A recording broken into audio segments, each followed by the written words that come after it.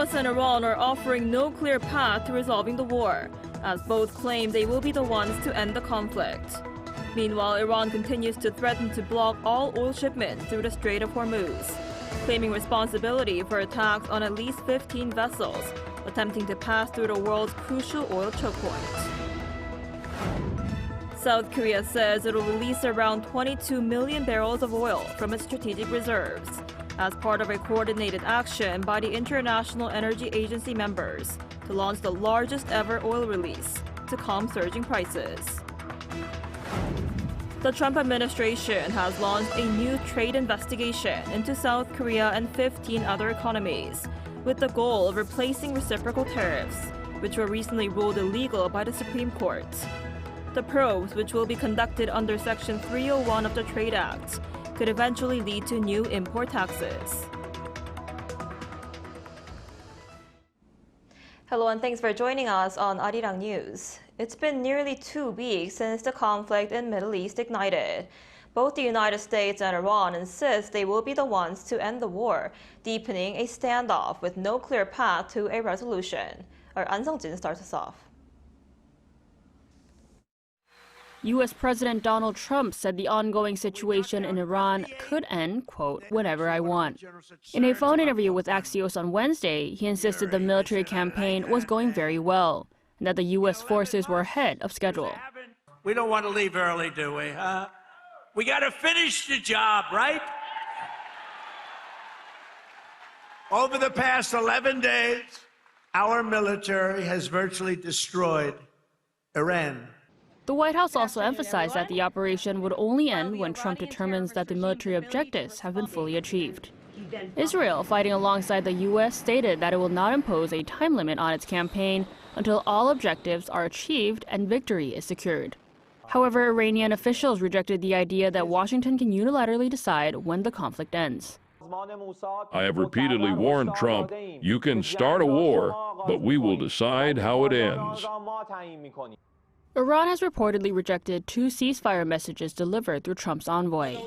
According to The Guardian, the internal consensus among Iran's leadership largely favors continuing the fight for now, with officials believing the regime can endure the conflict. Meanwhile, Iran's Islamic Revolutionary Guard Corps has claimed responsibility for attacks on vessels attempting to pass through the Strait of Hormuz. At least 15 vessels in the area have been attacked since the beginning of hostilities, with Iran continuing to threaten to block all oil shipments through the waterway. The U.S. has warned of possible airstrikes on civilian ports as retaliatory measures. With the Strait of Hormuz being one of the world's most critical energy corridors, fears are mounting that global energy prices could surge if the strait remains closed. An Sung-jin, Arirang News. South Korea will release more than 22 million barrels of oil from its strategic reserves as part of the International Energy Agency's largest ever coordinated stock draw. The move comes as global crude oil prices remain volatile, despite plans by the 32 member nations to inject 400 million barrels into the market amid ongoing Middle East tensions. Our Lee Seung-jae has more. South Korea plans to release 22.46 million barrels of oil from its strategic reserves as part of a coordinated action by member countries of the International Energy Agency aimed at stabilizing global energy markets. Seoul's industry ministry announced the plan on Wednesday, shortly after the 32 member nations of the Paris-based agency unanimously agreed to carry out the largest collective oil stock release in the organization's history. In total, about 400 million barrels of oil will be made available to the market in an effort to ease supply disruptions and curb rising crude prices linked to the ongoing war involving the United States, Israel, and Iran. As a result of the discussions among IEA members, I can now announce that IEA countries have unanimously decided to launch the largest ever release of emergency oil stocks in our agency's history. IEA countries will be making 400 million barrels of oil available. South Korea's contribution represents about 5.6% of the total volume to be released. The size of each country's release was calculated based on its share of overall oil consumption among IEA members. The U.S. Energy Department also issued a press release saying the administration would release 172 million barrels of oil from its reserves. Officials say the timing and detailed schedule of the coordinated release will be determined in the coming period. The decision comes as global oil markets continue to show volatility despite expectations of increased supply. On Wednesday, Brent crude rose 4.8% to $91.98 per barrel on the ICE Futures Exchange in London. U.S. West Texas Intermediate crude also climbed 4.6% to $87.25 per barrel, moving above levels seen before the IEA announcement. Analysts say the record release underscores the urgency among major economies to prevent further spikes in oil prices and limit the broader economic impact of the conflict. 이승재, Arirang News. The United States has launched Section 301 trade investigations into South Korea and 15 other economies in a move to revive reciprocal tariffs. Now, this would replace the temporary 10% global tariffs imposed at the moment. U.S. Trade Representative Jamieson Greer announced the probes on Wednesday, U.S. local time, saying that foreign overproduction displaces American domestic manufacturing and halts new investments. The move comes as the Trump administration is looking for ways to maintain its trade tariff policy, following the Supreme Court's invalidation of its previous tariffs. The USTR specifically highlighted South Korea's $56 billion bilateral trade surplus with the U.S. and its global surplus in automobiles, machinery, and steel. Public hearings on the investigations are scheduled to begin on May 5th. Meanwhile, South Korea's National Assembly is set to pass a special bill later today to manage strategic investments in the United States. The legislation would establish a new body to carry out a memorandum of understanding, pledging $350 billion in investment in the United States. The body would operate a dedicated investment fund financed through government contributions, entrusted assets, and investment bonds. Lawmakers are also expected to request a parliamentary probe into alleged politically motivated prosecutions under the former administration of former President Yoon Suk-yeol and vote on dozens of additional livelihood and reform bills. And President Lee Jae-myung has hosted his Ghanaian counterpart for talks. Strengthening cooperation on trade, critical minerals, and maritime security topped the agenda. Our Blue House correspondent Yoon Jung-min reports. Bolstering the partnership was the focal point as President Lee Jae-myung hosted his Ghanaian counterpart, John Mahama, noting the two countries' shared experiences of achieving democracy and the increasing trade volume. 서아프리카 3개국과 국경을 맞대고 있는 해양국 가나는 대한민국의 아프리카 시장 진출을 잇는 든든한 교두보이기도 합니다. 그리고 최근에는 매우 큰 규모의 벼 재배 단지를 함께 조성해서 내년부터 한국산 벼 종자를 생산할 예정으로 있습니다. Ghana, like other African countries, has a potential for critical minerals. And so currently we're exploiting bauxite, manganese, and gold. And we've discovered vast reserves of lithium. Korea has the technology, and we believe that we can explore these minerals together. Maritime security was also high on the agenda. 가나는 해적 위협이 상존하는 기니만에서 우리 대한민국 국민들의 안전을 지키는데 그동안 적극적으로 협조해준 참으로 고마운 나라이기도 합니다. The issue of piracy is of major concern to Korea, just as it is to Ghana. And so I'm happy that one of the memorandums we're going to sign is to do with maritime safety. MOUs were signed on Wednesday for cooperation not only on maritime security, but also on technology and science, as well as joint tackling of climate change. There was a friendly atmosphere as the leaders touched upon a link between the two countries, represented by Ghana Chocolate, a chocolate bar made from Ghanaian cocoa that was launched in Korea more than 50 years ago. Lee has presented Mahama with the chocolate, who's on a working visit to South Korea. The sentiment was extended to cultural and people-to-people exchanges. 가나 현지에서도 영화, 식품, 화장품 같은 우리 문화가 큰 사랑을 받고 있다고 알고 있습니다. When I was coming, somebody asked me to bring them back kimchi. And our young people, including my children, listen to K-pop music. Seoul's top office added that the leaders also addressed regional and global issues, including the Middle East, and said it hoped to expand the nation's diplomatic horizons. Yoon Jung-min, Arirang News.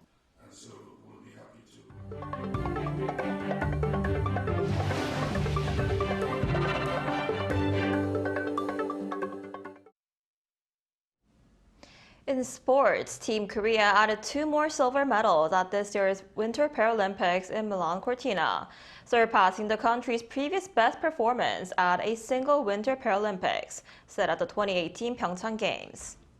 Kim Yoon-ji claimed silver in the women's 10-kilometer cross-country interval start on Wednesday, giving her 1 gold and 2 silver medals at this year's Games. Kim has now also set a new national record for the most medals won by a South Korean athlete at a single Winter Paralympics. In wheelchair curling mixed doubles, Baek Hye-jin and Lee Young-seok secured silver after a 9-7 loss to China in a final that went into extra ends. South Korea has won 5 medals, 1 gold, 3 silver, and 1 bronze. Additional tickets for BTS' upcoming comeback concert in central Seoul will be released later today, with around 7,000 standing spots being added for the event. According to the group's agency Big Hit Music, the extra tickets for BTS' The Comeback Live Arirang will be released for free at 8 p.m. through no tickets. The additional standing areas will extend from Gwanghwamun Station to City Hall Station, where fans can watch the concert on large LED screens. The total audience capacity will increase to about 22,000 people, and those who already have tickets will not be allowed to apply. High demand is expected after more than 100,000 users flooded the ticket site during the first round of reservations last month. Over the weekend, the world observed International Women's Day, celebrating the progress made while reflecting on key challenges that still lie ahead in terms of advancing gender equality. The UN Women's Center in Seoul held a ceremony to commemorate the day on Wednesday to invite experts to delve into the discourse. Our Kim Bo-kyung was there.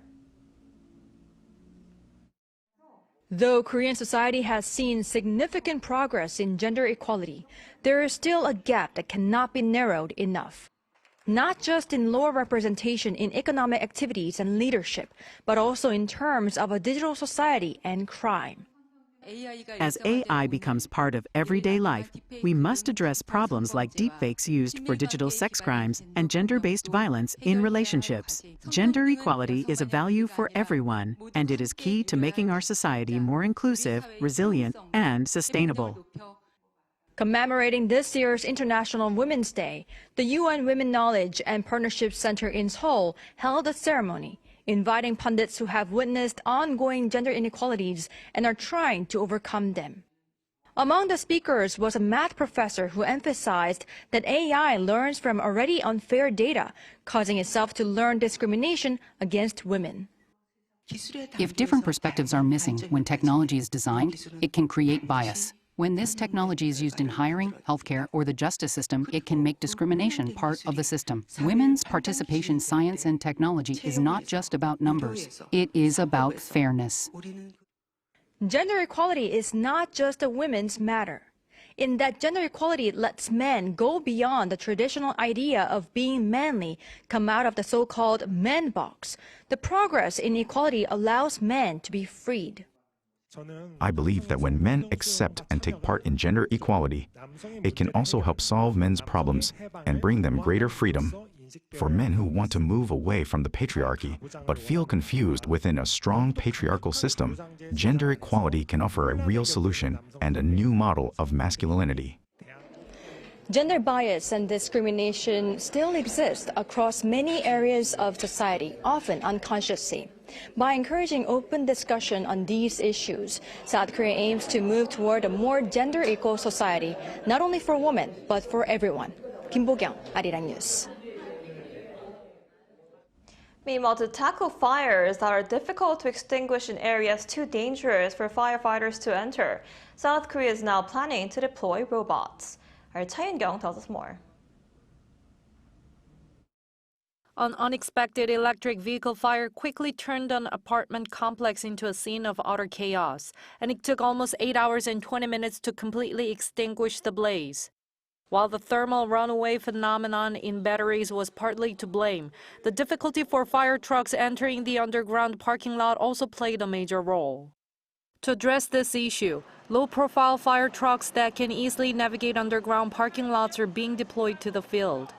Modified military vehicles equipped with thermal imaging cameras can suppress fires using water cannons while driving. A four-legged robot walks boldly through a subway turnstile into a hall filled with thick and gray smoke. Upon discovering a person lying still and motionless, it begins its rescue mission.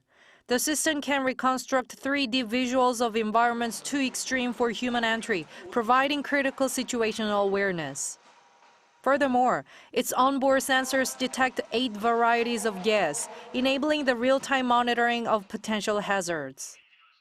The deployed robots identify gases and determine whether they are harmful while searching for survivors, helping to decide whether firefighters should enter the site. Robots have also been developed for other challenging environments, such as underground spaces and logistics warehouses, where high temperatures and black smoke make entry nearly impossible once a fire breaks out. The unmanned firefighting robot, donated by Hyundai Motor Group, was specially engineered to withstand extreme heat up to 800 degrees Celsius. It is also capable of search and rescue missions, using infrared sensors to track down missing persons who may be trapped or isolated. During a fire at a household goods manufacturing plant in Eumseong-gun County, Chungcheongbuk-do Province last month, it was deployed to the scene for the first time and played a vital role in tackling the fierce flames. Cha Yun-kyung, Arirang News.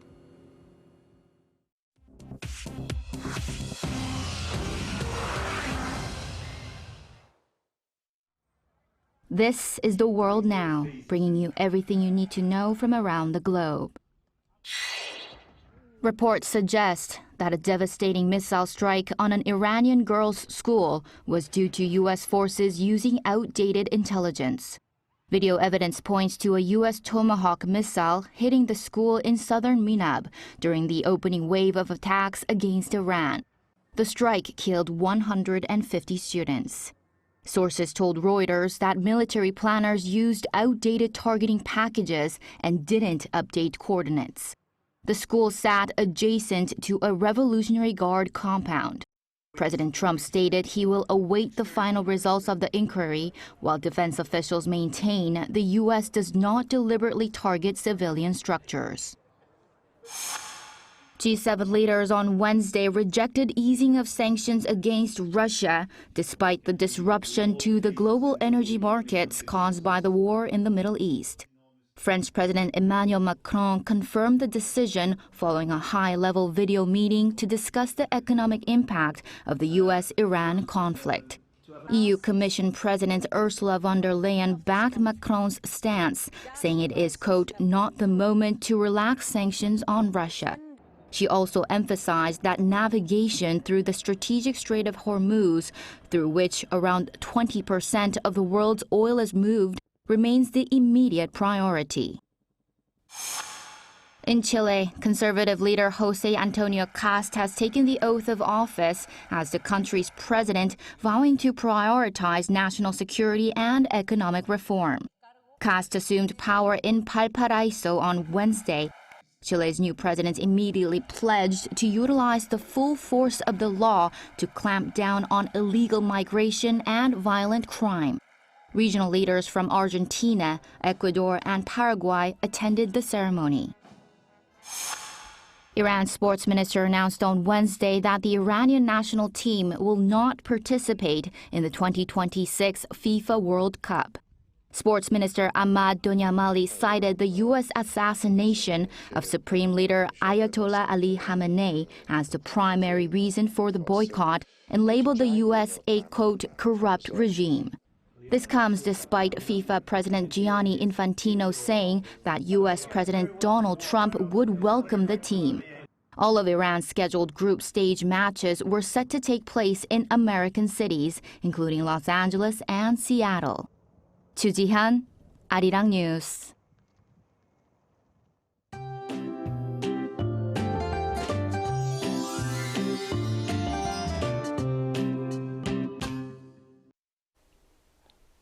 Western regions will have fine early spring weather under mostly sunny skies, but across the eastern parts of Korea, rain and gusty winds are expected. There could be 5 to 20 millimeters of rainfall along with thunderstorms, while Gyeongsangdo provinces will see spotty rain, which won't be enough to lift the dry weather alerts. Meanwhile, mountainous regions in Gangwon-do province will be snowy with more than 20 centimeters of snowfall expected through tomorrow, with a heavy snow advisory being issued. And instead of wet weather, most of the western regions will be trapped in that dusty air through the morning, but air quality should gradually improve later in the afternoon. And this afternoon, Seoul will be getting up to 13 degrees Celsius. Daegu, Gyeongju will be topping out at 12 degrees. Now, rain and snow along the east coast will continue through Friday, while the rest of the country will have typical early spring weather with big temperature swings. That's all we have for today's noon edition of Arirang News. Thank you for watching. We'll be back at 5 p.m. Korea time. Stay tuned.